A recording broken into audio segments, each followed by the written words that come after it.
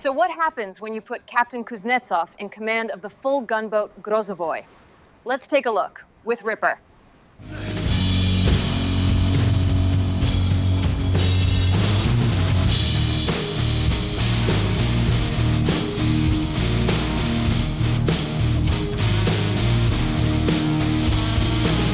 Grozovoi thunders, fire and flame.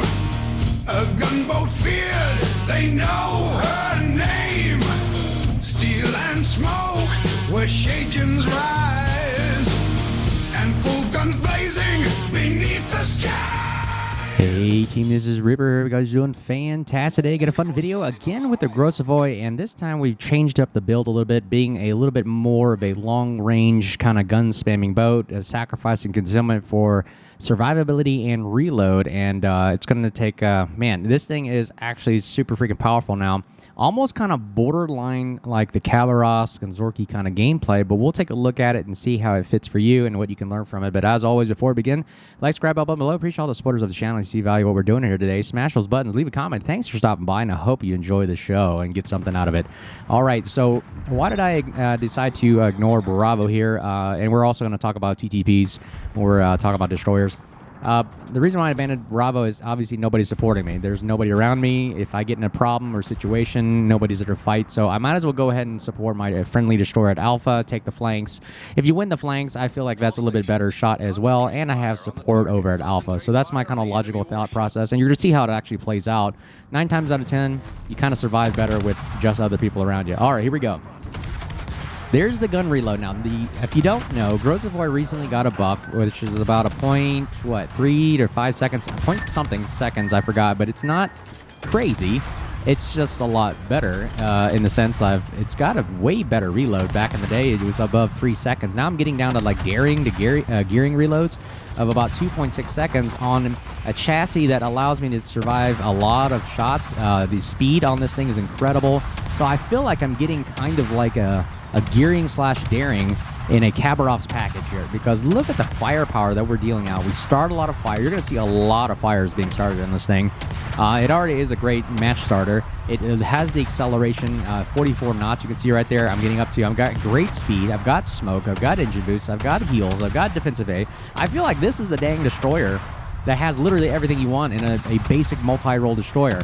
I mean, if you think about it, Daring kind of has this, but it doesn't have an engine boost and it doesn't have DFA. Well, Gearing has an engine boost, but it doesn't have DFA or heals. And man, it's like, man, this is like combining Gearing and Khabarovsk and Daring all in one kind of small package, where I actually have decent reloads now. You can see right there that my reload with Fearless Brawler is getting down to 2.6 seconds, and I haven't even taken any damage yet.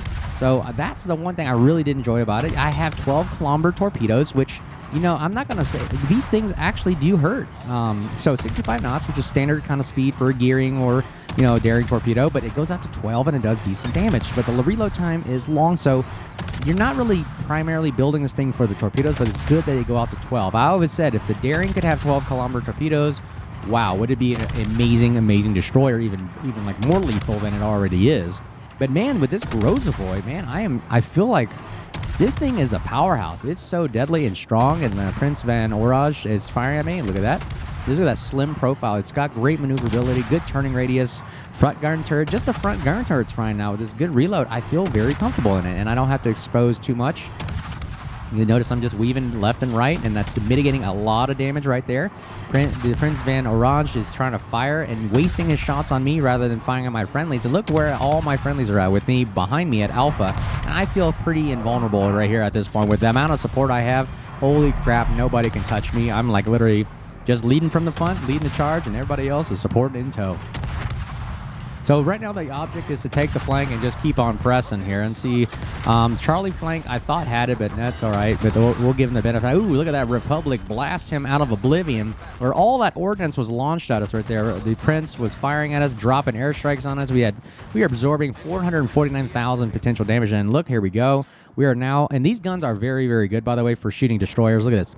950 meters per second. They're coming out of the barrel hot here. 9% fire chance, maximum damage, very good as well. Look at the range, 14.8 now with this kind of gun reload build. And I'll show you kind of how we aim. Look at this. its shell trajectory is kind of like the Haragumo. Like the Haragumo is getting this kind of trajectory that I like, and the Grozovoi had it always baked in. So it made the Soviet destroyers very, very easy to aim and very strong in that regard. And I really do enjoy it. And man, I feel like, man, the Grozovoi is a powerhouse now with these kind of reloads and the survivability of it. I notice in my build, you'll see at the end of the video, I did not take survivability because that would have cost me 3 points. I would rather have the heals rather than survivability, because why? This thing is already tough to kill. I get 3 heals right off the bat, and then I get the extra smoke, extra engine boost, and DFA. So I actually rather have Superintendent, because then again, I can always heal back and take that health, and then I have extra consumables to play with, rather than survivability just gives me health, and once it's gone, it's gone. So that's kind of my thought process on it. Let me know what you think. But again, this thing is a powerhouse. It literally is the full gunboat kind of mentality now, where it literally is just built for guns. And this thing is proving itself to be very, very strong, very, very effective. And my gosh, it literally feels like it's a Khabarov's kind of mentality on kind of a gearing or even a daring kind of chassis here, where I'm literally able to have the 3-gun turret system, great reloads, smoke, engine boost, heals, and just the amount of firepower and fire targets. I'm literally just melting the entire world. Look, I'm not supposed to do this, right? I'm in the back of the spawn here, or the enemy spawn, which you're not supposed to do.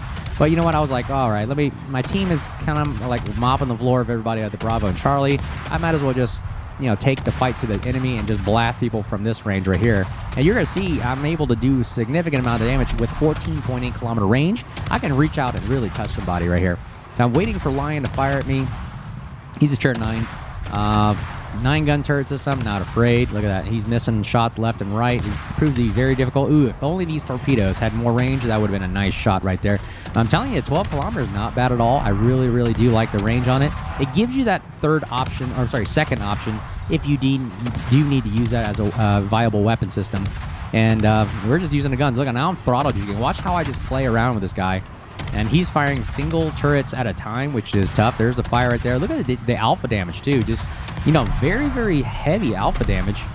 Sometimes getting in 1,000 to 1,700 damage range, and then I'm starting fires as well. I mean, there's a game where I had like almost 200,000 damage just on a Grozovoi. I'm a destroyer, my gosh. Getting 200,000 to 300,000 damage is redonkulous.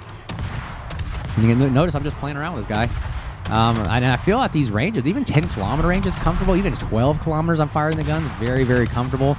And I'm able to easily dodge and juke these shells. Look, I'm just working the throttles here, back and forth, and just timing it just right. And now this is our time to actually push him. He's running away. And then we're going to actually kill this guy to fires. And we'll actually start moving back to Bravo, because my team is starting to feel the pain here, where it's 6 ships versus 7. So I'm going to have to remove this Lion and then head back to the arena, if you will. And there goes Vincent. A good job on the William Durst right there. We'll take out another, but we'll call this another kill right here on the Lion. There's another fire. Like I said, fire starting galore on this thing. Pretty dang powerful right there. And I think he's pretty much gone. Let me see if we can take him out. Napoli goes down as well, and then they lose the Lion. There it is, flash. 111,000 damage, ladies and gents.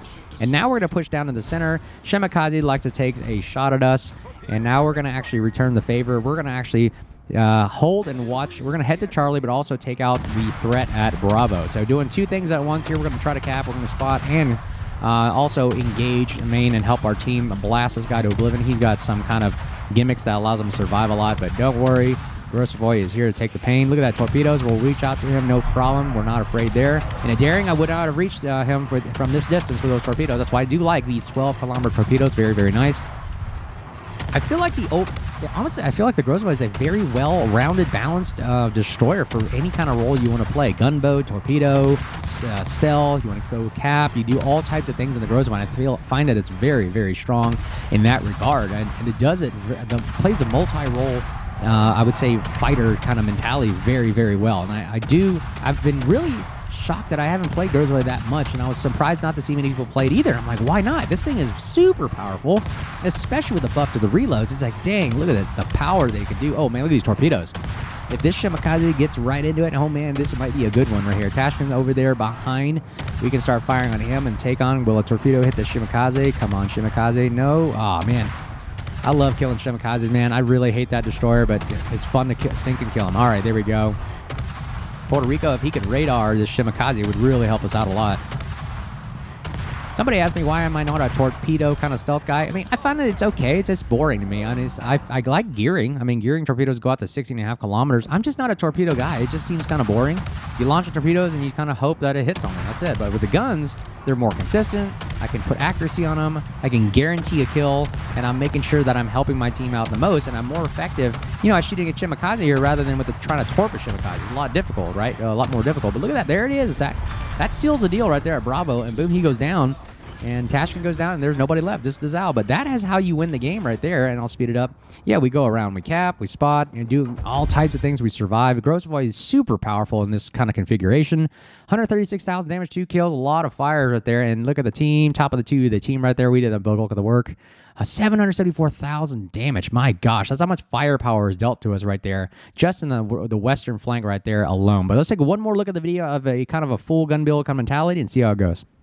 Okay, ladies and gents, here's another one. This time's arms race, so even more brutal. If we get reload buffs on this thing is a monster. Holy crap. Grozovoi with already 2.9 seconds base reload right here, the way we built for it, with Fearless Brawler acting up as well as these buff reloads.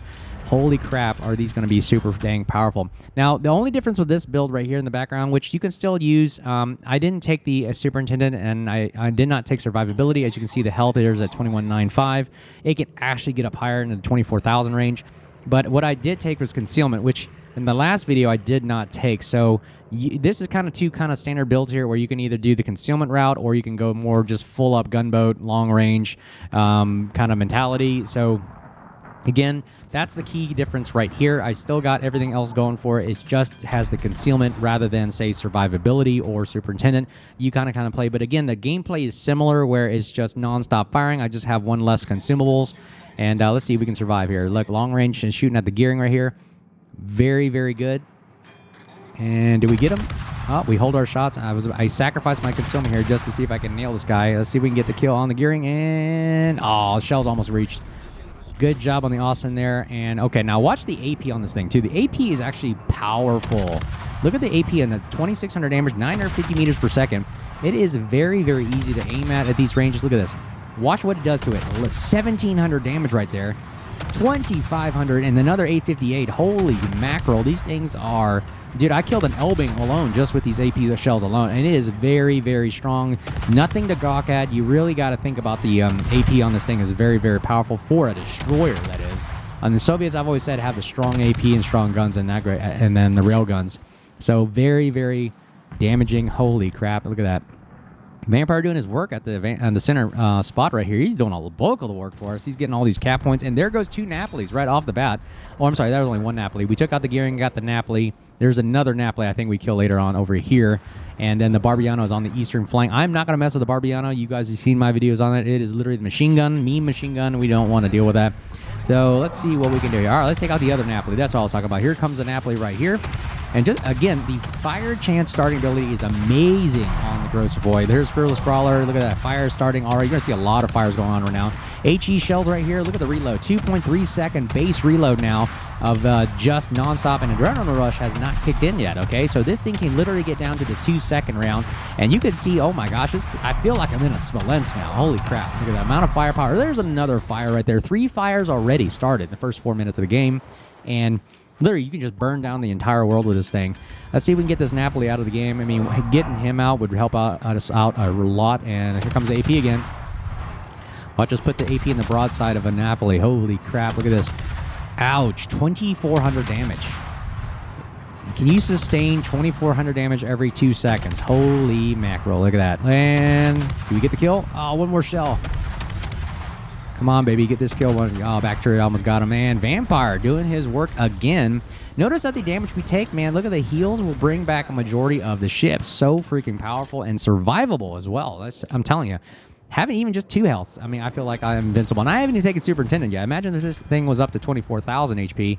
This thing is a beast. All right, let's see. What can we do right here? Again, very good kind of stealth ability. 6-kilometer detection is a very, very, very good number. Very average. You don't outspot, obviously, the Shimikazes or the, the very low end of the concealment pool destroyers, but 6 kilometers is a very decent one. It's nice, and it's not bad. I'm telling you, it's an average good one. I've always said 6 seconds and below is a very, very good starting point for concealment on destroyers. And watch these torpedoes right here. We'll launch one on the line and also before, so when he slows down or turns in, that second set of torpedoes will hit him. Look at that sub reload now. We got another reload buff. We're down to 2.3 seconds here with no Fearless Brawler or Adrenaline Rush activated yet, so I'm assuming that'll probably go down lower. Well, look at those torpedoes. Look, those torpedoes look very, very nice. We're going to go help our vampire secure the health buff right here. And we're just taking all the points, man. It's just winning it for us. Oh, look at these torpedoes. 1, 2, 3, 4. Splash 1. 84,000 damage. My gosh. This thing hits with torpedoes, hits with guns, hits with its face. It just being there is scary alone, and its survivability. Holy crap, look at that. All right, let's see if we can plow through the center. Another torpedo hit out. We're going to see again that 12-kilometer range really makes a difference. I'm telling you, the 10 kilometers is that, man, I wish it would go kind of farther mentality where I'm like, dude, 12 kilometers, amazing. You can get those lucky torpedo hits. All right, let's see if we can take on the Barbion. We got a vampire. We got support. We're not afraid. Let's take a look how these shots are going to land here. We got him on our radar now, so we got to make sure we don't die too much here to these sap shells. They hurt a lot. Even though you're Grozovoi, they still hurt. All right, let's see if we can keep our vampire alive.